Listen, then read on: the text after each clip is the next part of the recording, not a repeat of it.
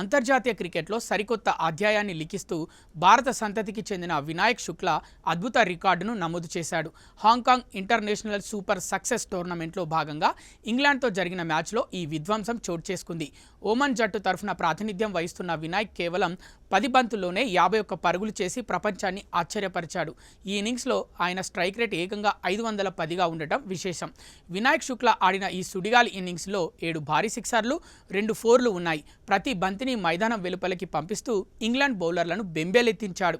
ఇతని ధాటికి ఓమన్ జట్టు నిర్ణీత 6 ఓవర్లలో వికెట్ నష్టపోకుండా 159 పరుగుల భారీ స్కోర్ సాధించింది. అనంతరం లక్ష్య ఛేదనలో ఇంగ్లాండ్ 94 పరుగులకే పరిమితం కావడంతో ఓమన్ 67 పరుగుల తేడాతో ఘన విజయం సాధించింది.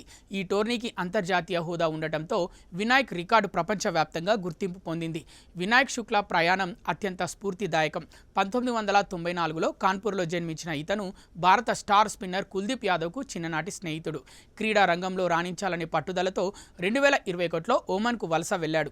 అక్కడ జీవనోపాధి కోసం ఒక సంస్థలో డేటా ఆపరేటర్గా పనిచేస్తూనే రాత్రి వేళల్లో కఠినమైన శిక్షణ తీసుకునేవాడు. తన ఆరాధ్య దైవం మహేంద్ర సింగ్ ధోనీని స్ఫూర్తిగా తీసుకొని ఎట్టకేలకు 2024లో ఓమన్ జాతీయ జట్టులో స్థానం సంపాదించుకున్నాడు.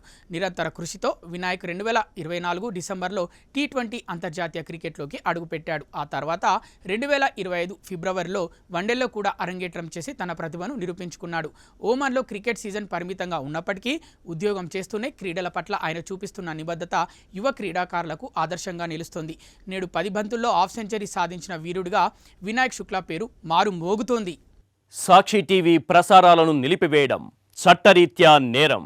సాక్షి టీవీ ప్రసారాల కోసం మీ స్థానిక కేబుల్ ఆపరేటర్ను వెంటనే సంప్రదించండి. DTHలో ఇంటర్నెట్లో కూడా సాక్షి టీవీ ప్రసారాలను వీక్షించవచ్చు.